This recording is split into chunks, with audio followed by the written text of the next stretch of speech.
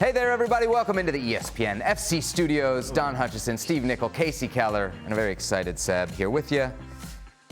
Don, first question for you on this Friday. Percentage chance, what a way to start, for Chelsea to get something out of the City game. Ooh. Zero. Wow. Absolutely zero. I'm betting City win this game by more than 3 goals. They will walk all over Chelsea. Ooh. Zero? I don't think zero. Because there's like a wild card percentage with Chelsea, right? I'm kind of gun shy after Craig Bully and I did Aston Villa against Chelsea, and we did like half an hour before the game, and we annihilated Chelsea. We're not getting nothing. They got no chance. They're rubbish. They can't defend. They can't score goals. I know, but and we're coming at half time. It was 2-0, and we're like, oh, didn't see that coming. So I wouldn't say 0%. It's pretty low, but it's not zero. Stevie, if FSG miss out on Xabi Alonso and sign Thomas Tuchel as Klopp's replacement, would you be angry? Yeah, I wouldn't be happy. Why? Have you seen Bayern play this year? Yes, I have. Right, there you go. That's all you need to do. Okay. Don, what do you think? No chance. No chance. He'd be 10th on the list at best. All right. Champions League winner? I mean, Well, we can't so easily dismiss him, surely. so you already saying he's going to get Just done fired by Bayern? Yeah. No, 0%. I think he might be available. You want percentages? Zero? Don and I are zero. Zero. Mitch asks, are dressing rooms havens for practical jokes, like baseball clubhouses are known to be? Who was the biggest prankster you ever played with? Stevie, I have read your book, and they didn't say you were the biggest prankster, but you were in kind of the middle of a lot of the pranksters, maybe the victim of a lot of the wind-ups. Listen, every dressing room, every single day of the week, there's something going on. And somebody's trying to do something. Every single day. If not, there's like a problem. Everybody's driving in the morning thinking what they can do, who they can wind up. I mean, it's just the way it is. That's true professionalism. And absolutely, I got done for fun. I was 19. I'd barely gone outside the town I lived in until I was 19, and all of a sudden, I was put in a dressing room, in football terms, with the European champions and probably the best team on the planet. But they were also European champions and the best team on the planet at winding people up. So you got me landed in the middle of that. So I ended up getting pranked rather a lot. Yeah. Don, best prank that you've heard somebody else talk about on the radio? To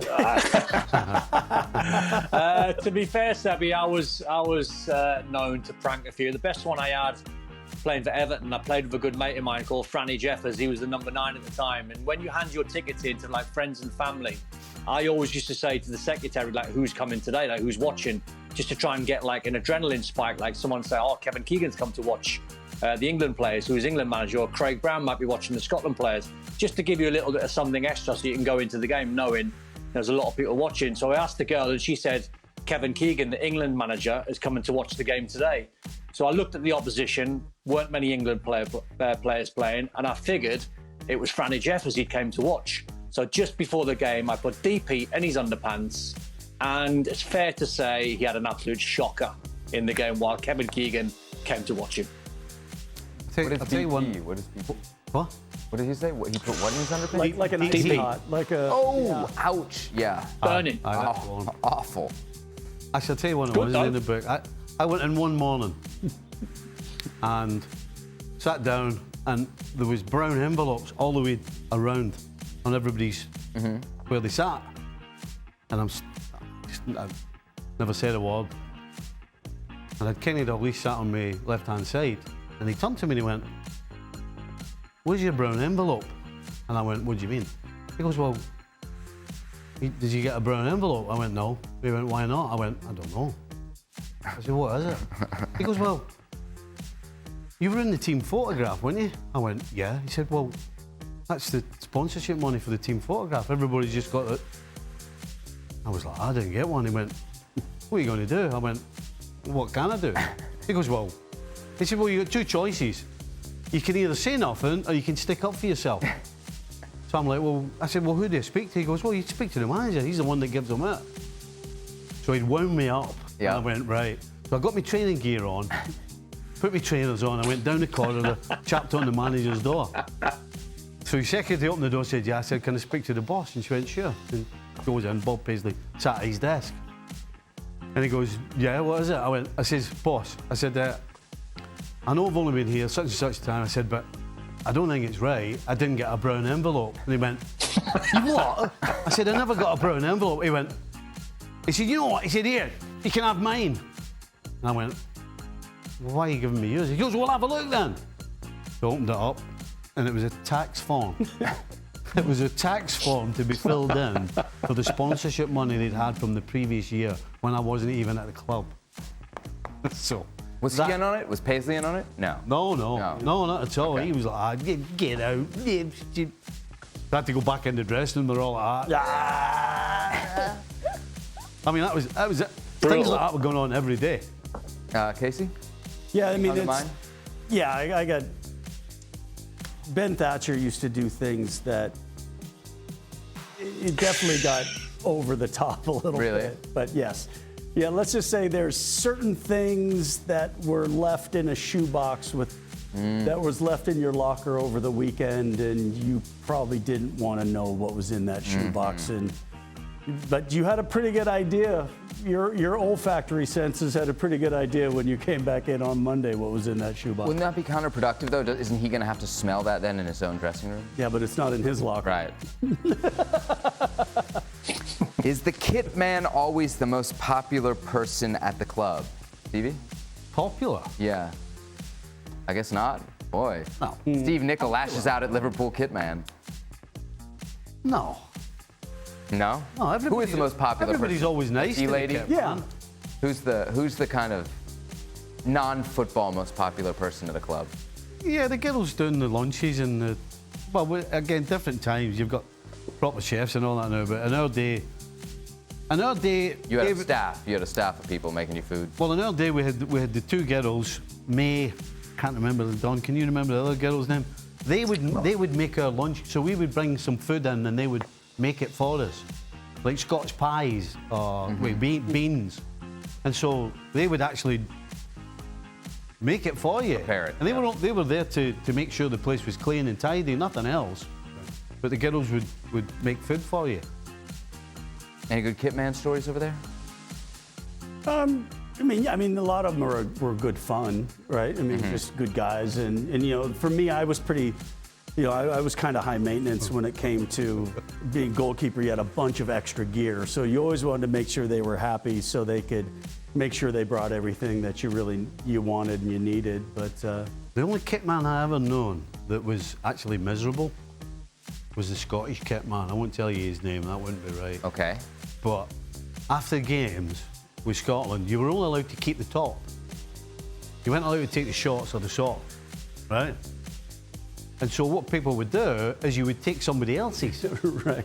Because as soon as the game finished, Right.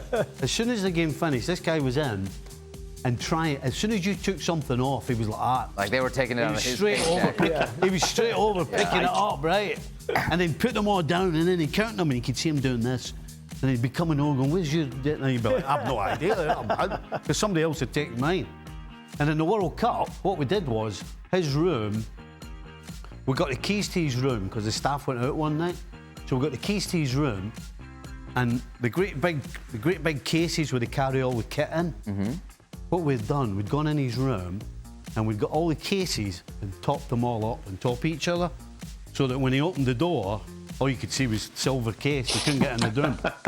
And he'd taken the light bulbs out his lights, moved his bed to another part of the room. Wow. I mean, he did all kinds. So literally the least popular person is what you're describing to me. And when he came back from the night out and opened his door, he took the hump and said he was going to sleep in the physio's room on the physio bed, which is just a table. Right.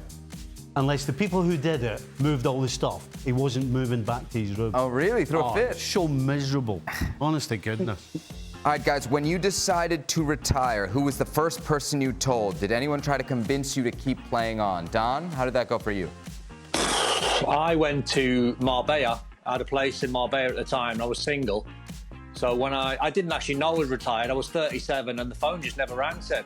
So I left. Where did I leave? Luton Town. And I went away for my holidays. The phone never rang. Season kicked off, and I thought, I'm just going to go to Marbella then. So I went to Marbella, had a good time. The phone just never rang. So that's how brutal football can be at times. It's not particularly sensitive. If your phone doesn't ring, no one wants you. You're done. Your history. And then all of a sudden, once you've done your time in Marbella and you can't drink anymore, and you start getting cold sores everywhere and styes because you run down, you got to get back to the real world and get back to work. Went to Marbella and never left. What about you, Stevie? Boston Bulldogs days? Yeah. You were kind of retired by then, though, right? You were playing. Yeah, but I officially I told my wife Eleanor, because I'd halved somebody in two and decided that time to finish. Yeah, Because I was so slow, and I started kicking people, doing, Anyway, I did this guy for fun. I mean, right across his knees. And I was on the bus on the way back, and I felt terrible. I actually started thinking about it. I thought, you know what? That's not right. So that was it, and that was me. I stopped. Yeah, I think that was USISL. Is that right? Was that the old American USL, second division or whatever? Yeah, I think that's the tricky part. I think that most people get retired. They don't actually get to choose to retire. And I think for myself, when I moved home and had an opportunity to, with the new franchise in Seattle, and to be able to be a part of it, and then, I played another year after my original contract, and then I was kind of looking at, I was, going to be, at the end of the season, a couple weeks before my 42nd birthday, and I'm thinking, that's what I didn't want to do was get into that situation where my quality of play just drops, and then everyone's thinking, why are you still playing? And I still was able to perform. I thought, let's finish on my terms, and let's do this the right way without then having an issue and not being able to perform, because the time was going to catch up sooner than later. Another one for you, Kasey. Your Mount Rushmore of Premier League goalies. Okay. Oof. Like Premier League, not Premier League era. So it's from 92 onward. Schmeichel. Okay. Schmeichel's got to be in there. You get four on Mount Rushmore. Right. My history lesson. You're gonna help me with this. So Schmeichel's got to be in there. Don, what do you think? Schmeichel for sure. Alisson. Okay. Yeah, you got your Chelsea. What's his face? Yeah, David Peter James. Cech. It's not David Peter James. Cech. David Seaman. David Seaman. Seaman would be up there for sure. I mean, we're at four right now. Schmeichel, Alisson, Cech, Seaman.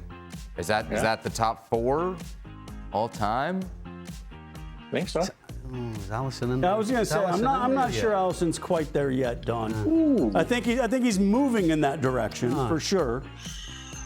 Who's your fourth? Moving in the right direction. So you got Schmeichel, Cech, Seaman. Who are we missing there? Shaka his No one at Man U. The Dutch guy, Van der Sar. Yeah, that's a good shot. Here's your guy. Alisson's better than him. Yeah, but I don't know if but has he had He had the career he's had. Yeah, I was going to say, has he had the Maybe. Well, it's different. amount of Now we're getting into amount tough of work because yet. guys who haven't finished their career, obviously, right? So Because normally you're not going to be. They're not gonna have a statue of you while you're still playing. if we went retired, it would be Schmeichel, Cech, Seaman, Van der Sar. Yeah, that sounds Pretty solid. I'm okay with that. Pretty good top four. All right, last one. For all, do you guys feel like our lack of pickup soccer culture in the U.S. is a big disadvantage for our youth technical development compared to countries like Brazil or Spain, where it's easy to find soccer being played on the streets and smaller size fields? I don't feel like soccer on the streets is unique to Brazil and Spain. Well, but It's maybe unique to a different era. Like you played soccer on the streets, yeah? well, In Scotland now, are they playing soccer on the streets? No. Yeah. No. Yeah. No, I think absolutely. I don't think that's just a U.S. thing, though we don't have it here. We definitely don't have it. Well, our culture, and I think what had happened is also, I think one of the big issues that U.S. culture has, particularly on the soccer side of it, is the options that kids have. And, no, everybody was playing football, right? That's what they were going to play. And maybe they were forced to play something else at school, maybe a little rugby, maybe a little cricket, but everybody wanted to play football. Here, kids have, I'm going to be a BMX guy, I'm going to be a skateboarder, I'm going to be, But even the ones case you want to play soccer don't have pickup to go to. It's easier for me to find an adult pickup game in DC than there's no kids pickup games. And there's thousands of kids playing any city, but certainly in DC. And you would never find just kids on their own. There's definitely playing. A level of organization. Not never, but and I noticed that when I moved home and my daughter started playing, if there was something organized, she was in, 100%. It was a captain's practice, it was this, but the idea of just a couple of her friends going to kick the ball out in the yard, never gonna happen, ever. Do you know what else doesn't happen when it's just a couple people kicking the ball out in the yard? Nobody's making money off it. And that is why, at the end of the day, Kasey. Well, there's definitely... That is why the U.S. system is set up the way it is. Because you can't monetize pickup soccer. That's the truth there. A topic for Football Americas, perhaps. Wow. Deep dive. You want to join us for that edition, Stevie? Maybe we'll buzz Don in so he can tell us a story he heard on the radio. Sorry. Sorry, I'm busy. Oh, Stevie. One day I'll get you back on Football Americas because you have been on the show before. All right, we'll be back tomorrow, ESPN FC Studios, for the next edition of the show. Please join us.